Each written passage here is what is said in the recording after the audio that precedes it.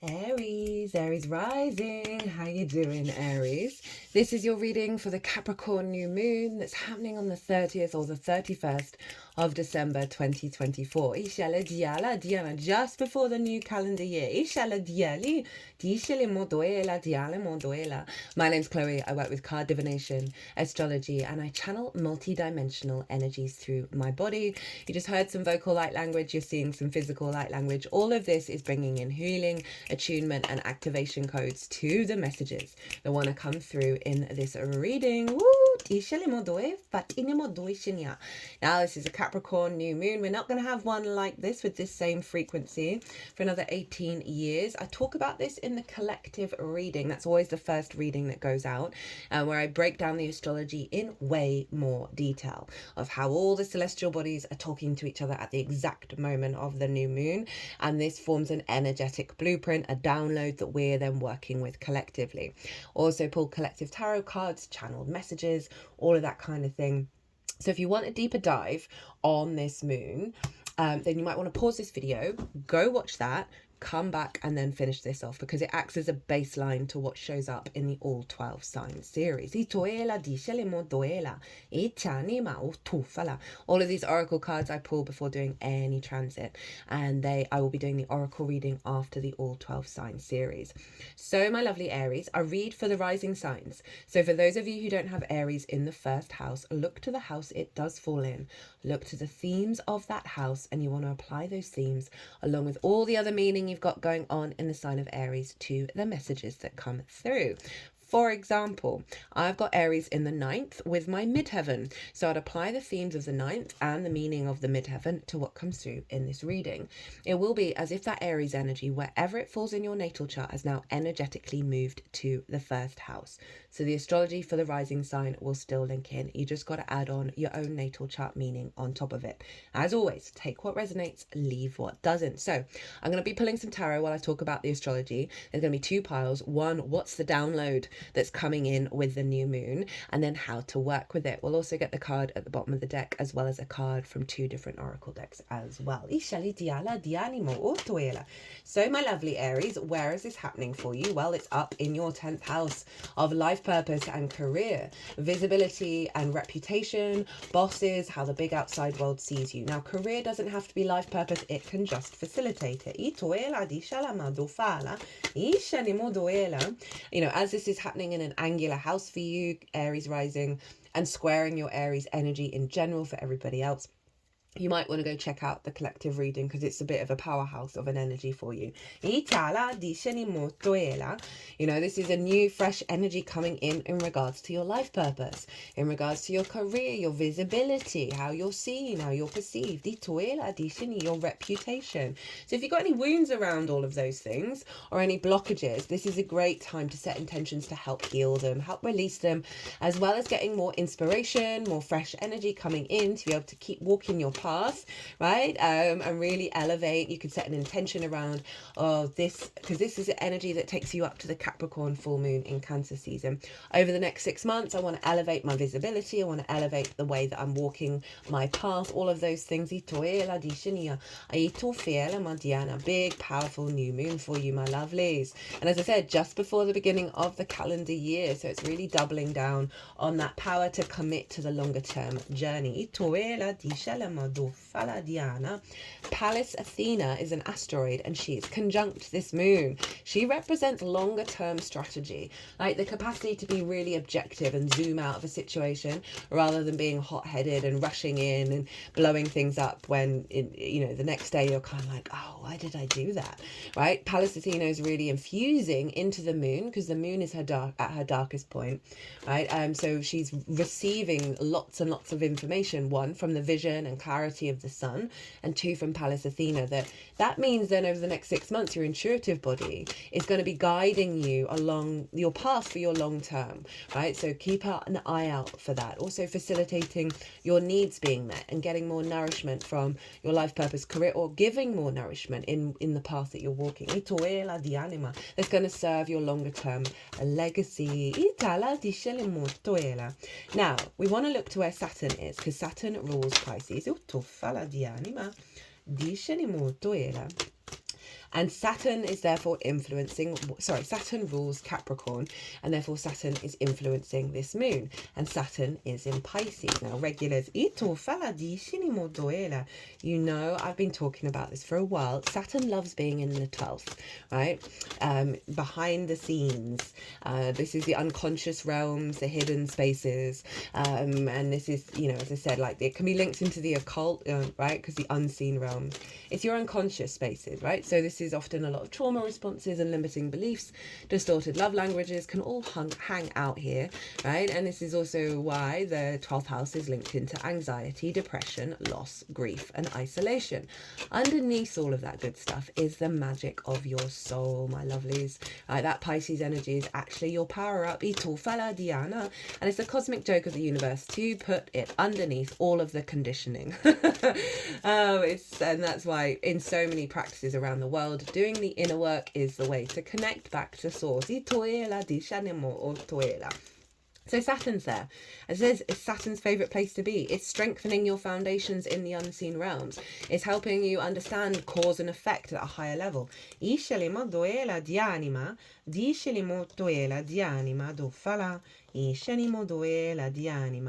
Dufala dieni molto ela et ishenia. Dicene molto fala. Dicene molto ela. Sorry, we got a bit distracted there by the channeling. What was I saying? Yeah, so it's helping strengthen your own authority in those unseen realms. It's, again, helping you understand cause and effect of why do I feel like this? Why do I have this impulse? And also helping bring the magic out, right? It is about commitment to your legacy. And so Saturn's doing a number in your unconscious realms to make sure the next 30 years is elevated when it comes to your unconscious. Very, very powerful transit. And so Saturn is influencing the 10th. So wounds around visibility, wounds around your reputation, around your path, around your career, how the big outside world sees you, your capacity to be able to receive all of the good stuff from the 10th. Saturn is going to be able to shake that off. Those unconscious love languages, right? Say you learnt from your parental figures that no one in the family ever amounted to much and never will do, right? It's those kind of spells that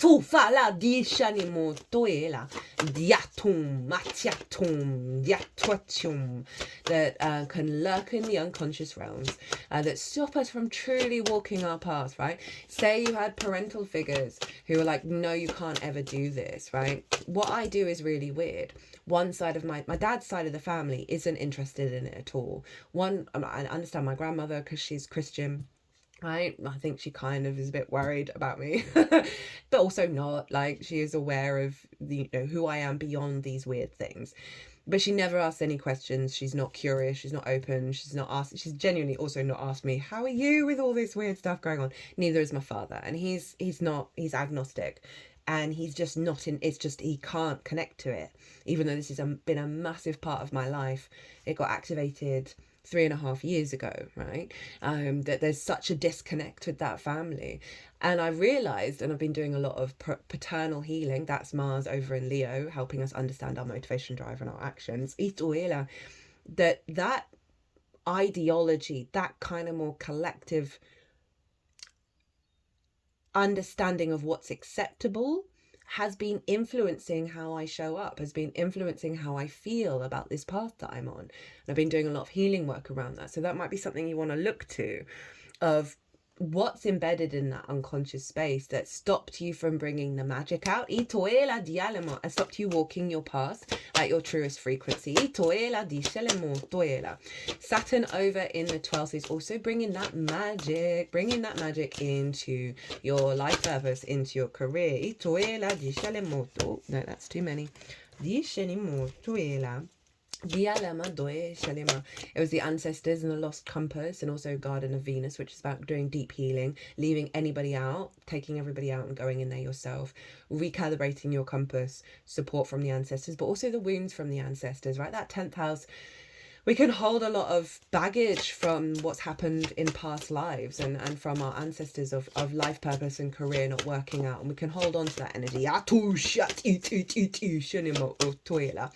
Now, at the time of this transit, Saturn is being squared by Jupiter and Mercury.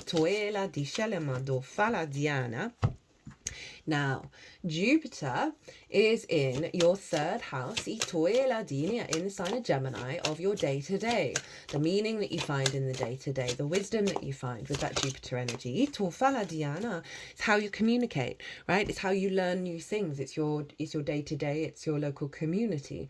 So you might find, and Mercury's over in your ninth house of perspectives, right? How you map yourself out in the world, right? Your morals, your ethics, your philosophies, book, religion, source, nature, science, all of those matrices that are bigger than you, that you know you're a part of, and you're figuring them out. And what do they mean to you? And how do you want to show up, right? Or how you learn at a high level.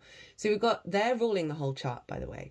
They're in each other's signs, and they are governing all of the other signs. So we've had this for a while, of a recalibration of our higher perspective, and therefore our capacity to process our environment, Mercury, the information that we're gathering, and connect the dots based on this higher perspective that Jupiter's bringing in.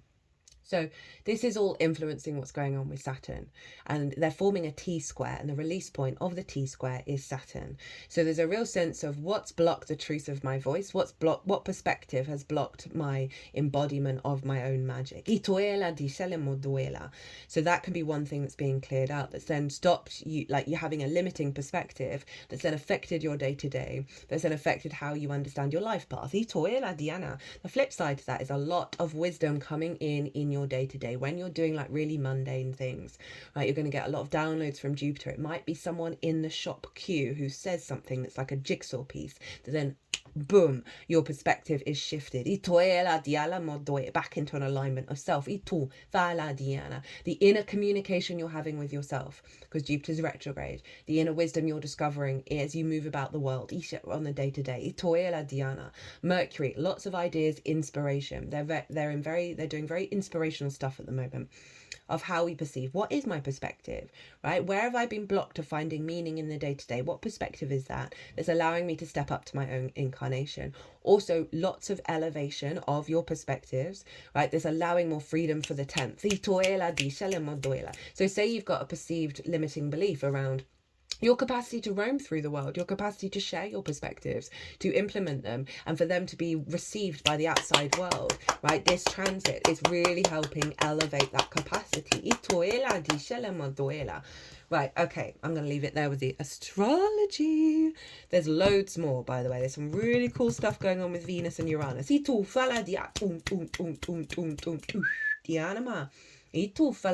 Right, so what's going on? What's the download? The download. Ooh, you got a bonus card, by the way. I don't know if I just showed that. Right, the download. What's the download you're working with for the next 6 months? We've got the Ace of Swords, the Two of Cups, the Seven of Pentacles in reverse. So lots of sovereign perspectives coming through with that fresh energy of the Ace of Swords. See that crown there? That represents your sovereign ideas, your perspectives, the downloads, the inspiration of you having the confidence to implement your truth when it comes to your life path, your career, your visibility, right? This may be downloads and inspirational ideas for the next stage of it, or just simply you operating from a clearer frequency that is no longer being distorted, right?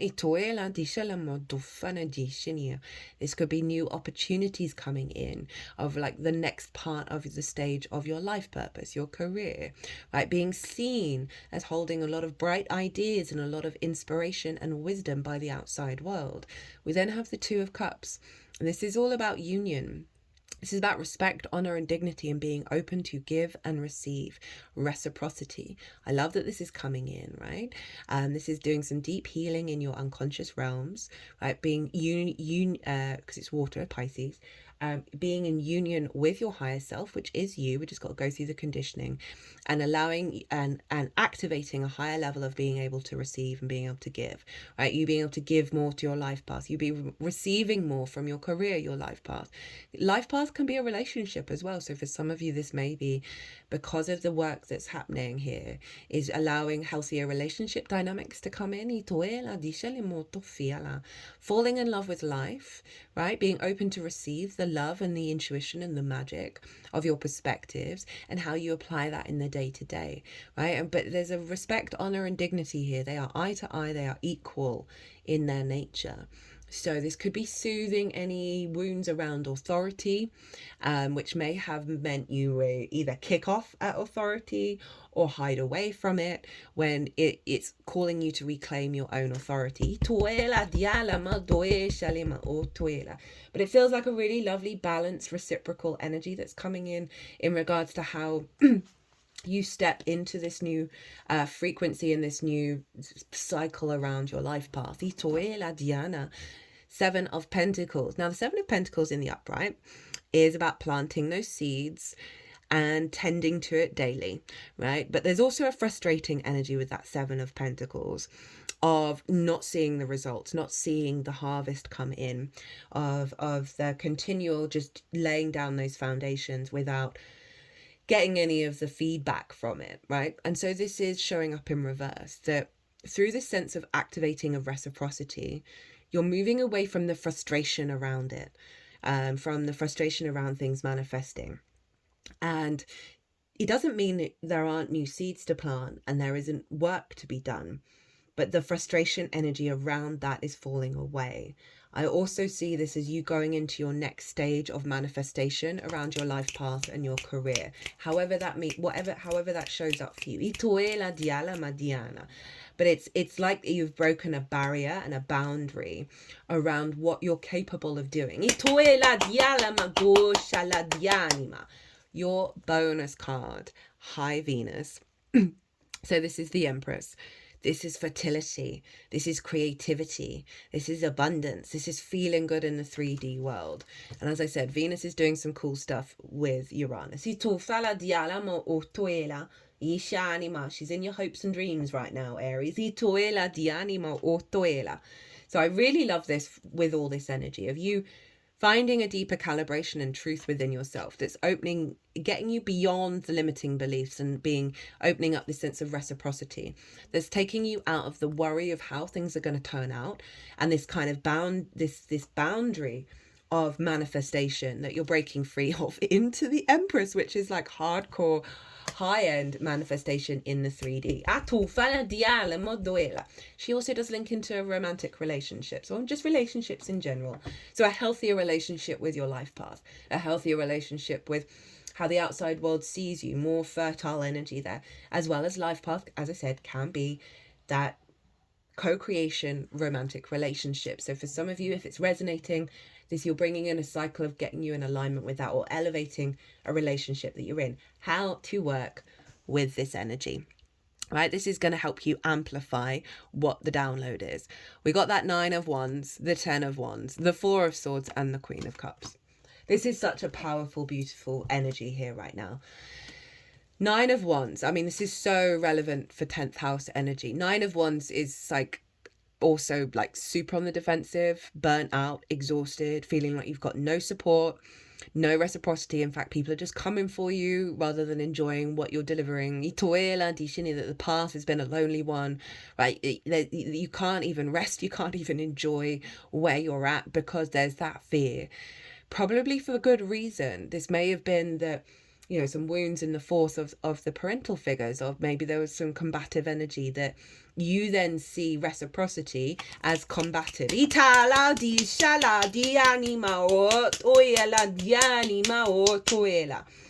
it's exhausting. It's exhausting. No longer being in conflict with yourself. Anyway, these are in the upright.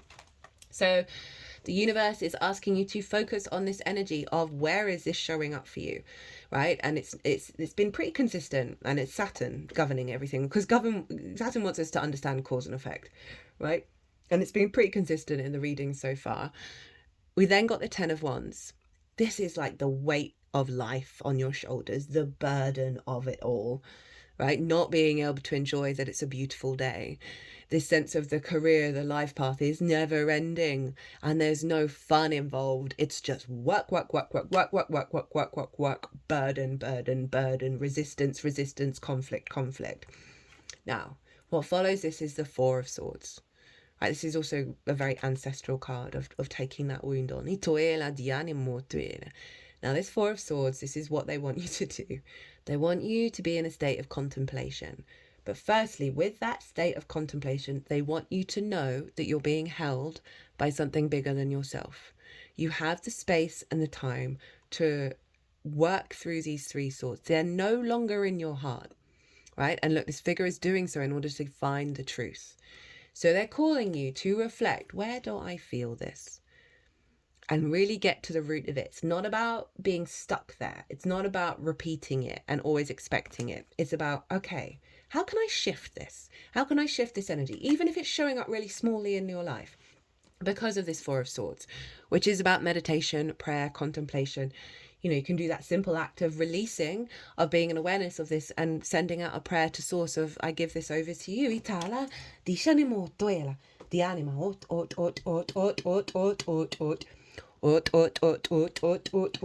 They don't work around the heart. They just pull that one sword. Ishala.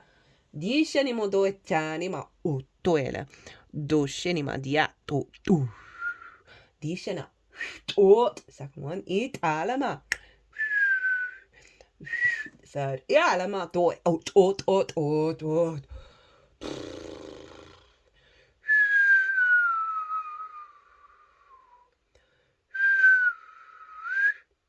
Dala.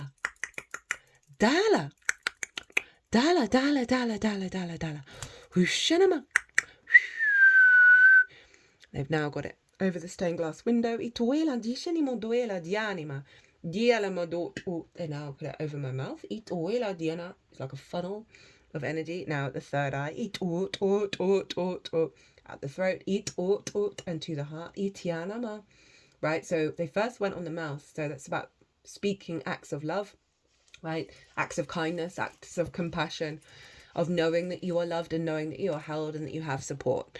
This is also this acknowledgement that you're no longer in this frequency. It's just still lingering, okay? So you just got to do a little meditative energy, right? And really get into a space of love and kindness, right? Real serenity energy.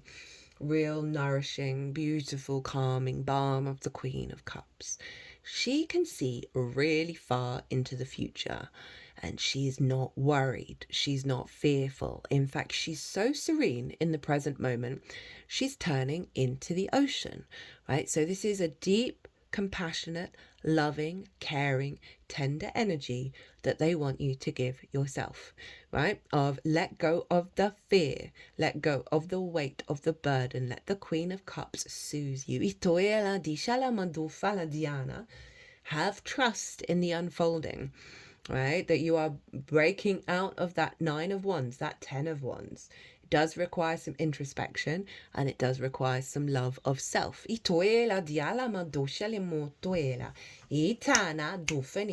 Very psychic energy as well. Cups are very creative, they're very imaginative. So this is also about cultivating that love, that imagination, that playfulness in terms of your life path and career. Right, really cultivating that energy because it's yin energy. It observes, it brings nuance and depth and nourishment to the water energy in your body. So it is saying there's an energy around you that you can access that's allowing you to cultivate this deeper, soothing, imaginative, creative energy, of trusting in your intuition and cultivating on that rather than the fear and the worry of the old cycles. Now, at the bottom of the deck, completely forgot. Oh my goodness. I mean, that just sums up that Queen of Cups. So we've got the High Priestess. This is the Moon's card. Now, the High Priestess knows, not has faith in, but knows that she is drawing towards her that which brings abundance and fertility. She's not having to plan and control what's going on. She is just letting her frequency do the work, right? And this is an act of surrender, or a true act of radical surrender, You're getting heightened intuition right now, and you got to trust in it. Itoela di shela moduela. I love the High Priestess. For me, I'd put her before the Magician, right? I know that's a bit controversial, because to access the action, the yang energy of the Magician, right, of putting those resources, the manifestation, into action, we need to get out of our own way, and we need to go into a sense of knowing, a sense of trust of the process, and releasing conflict within ourselves. And when we soften, when we surrender, and then in that pause, in that meditative state, and then see what impulse you have, see what action you want to do after that. That is usually when you're in more alignment with your soul's frequency, rather than, oh, I should do this because of this, this, this, and this, and this. It's not about the should or the woulds. It's not about the time frames of the 9 to 5. It is not about any of those things. They limit us. They trap us. And the more that you can call on your intuitive body, like I've got a list of 10,000 things I need to do. And I've got a Virgo sun. Instead of worrying about that, which has taken me a while to get to, I mean, it's still kind of there, but I've been soothing it. I've been soothing it and soothing it. I am then guided by my instincts to what actions I take. And all of a sudden I have all the time in the world, and I get all the things I need to do done, because I'm not trying to control and not in a fear state. I'm not in a shame state, or if I don't get all those things ticked off, then I am not a good person. I'm not manifesting and creating and being productive in the way that we should all be, right? So this is genuinely getting out of the way through this clarity of self, and this being open to receive and being very intuitive with source. You're breaking out of this manifestations limit, right? And you're bringing in the creativity. And the way to get through it is to let go of these old wounds, this old heaviness, and find more creative, intuitive energy rather than control energy.